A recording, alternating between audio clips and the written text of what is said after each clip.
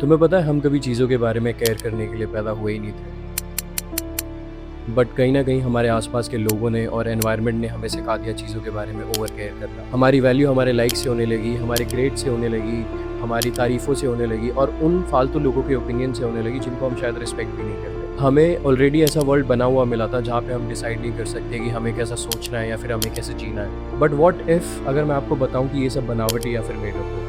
Everything around you that you call life was made up by people that were no smarter than you.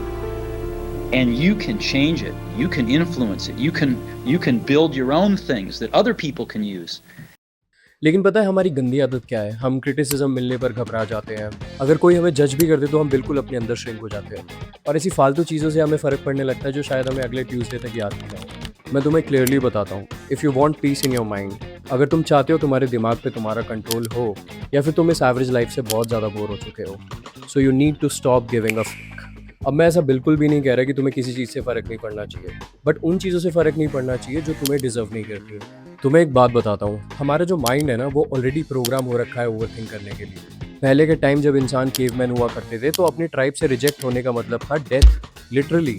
और यही survival instinct आज भी हमारे अंदर है जो हमें मजबूर करता है लोगों को प्लीज करने के लिए, कॉन्फ्लिक्ट्स को अवॉइड करने के लिए, हर छोटी छोटी बात पे ओवरथिंक करने के लिए। लेकिन पता है अब वो ट्राइब एग्जिस्ट नहीं करती। लोग उतना सोच ही नहीं रहे तुम्हारे बारे में जितना तुम अपने बारे में सोच रहे हो, क्योंकि लोगों को अपनी खुद की लाइफ से फुर्सत नहीं है। And why do we care so much? Because हमें डर लगता है अपने पेरेंट्स को डिसअपॉइंट करने से या फिर कहीं वो एक स्पेसिफिक इंसान हमें मिसअंडरस्टैंड ना कर ले। But let me ask you something, ऐसे कितने एम्बैरेसिंग मोमेंट्स होंगे और ऐसी कितनी चीज़ें होंगी जो आपने अपनी लाइफ में करी होंगी, आज वो किसी को भी याद नहीं है। तुम्हारे ऐसे कितने ड्रीम्स होंगे जिन पे कभी तुमने एक्शन ही नहीं लिया just because someone told you that's not gonna work. So how do you stop giving a step number 1, find your mountain. मैं किसी गोल की बात नहीं कर रहा, ना मैं किसी चेकलिस्ट की बात कर रहा हूँ।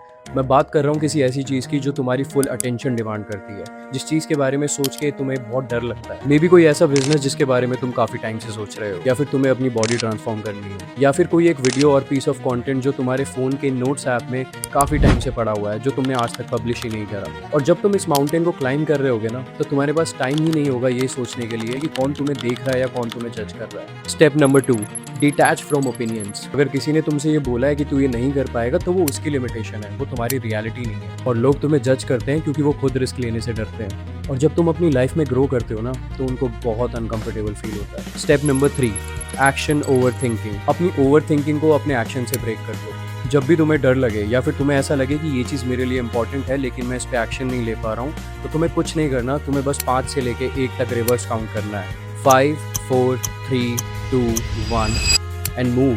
तुम्हारा माइंड पहले तुम्हें रोकेगा, बहुत रेजिस्ट करेगा, बट तुम पहले ही अपनी बॉडी को मूव करवा दो, क्योंकि हमारे अंदर कॉन्फिडेंस एक्शन लेने के बाद आता है, पहले नहीं। Step number 4, the dangerous truth. जिस दिन तुम सच में परवाह करना छोड़ दोगे ना, उस दिन शायद कुछ लोग भी तुम्हारा साथ छोड़ देंगे। बट गेस व्हाट, जो लोग सिर्फ तुम्हारे प्लीजिंग वर्जन को पसंद करते हैं वो कभी तुम्हारे थे ही नहीं, क्योंकि फ्रीडम का भी एक प्राइस होता है। स्टेप नंबर 5, तुम सिर्फ 2 चीज़ों के साथ जिंदगी बिता सकते हो, जिंदगी भर सेफ रहना और पूरी लाइफ रिग्रेट करना, या फिर एक बार रिस्क लेके रिस्पेक्ट अर्न करना। अगर दुनिया की परवाह कम करनी है तो अपने सपनों की परवाह ज़्यादा करो।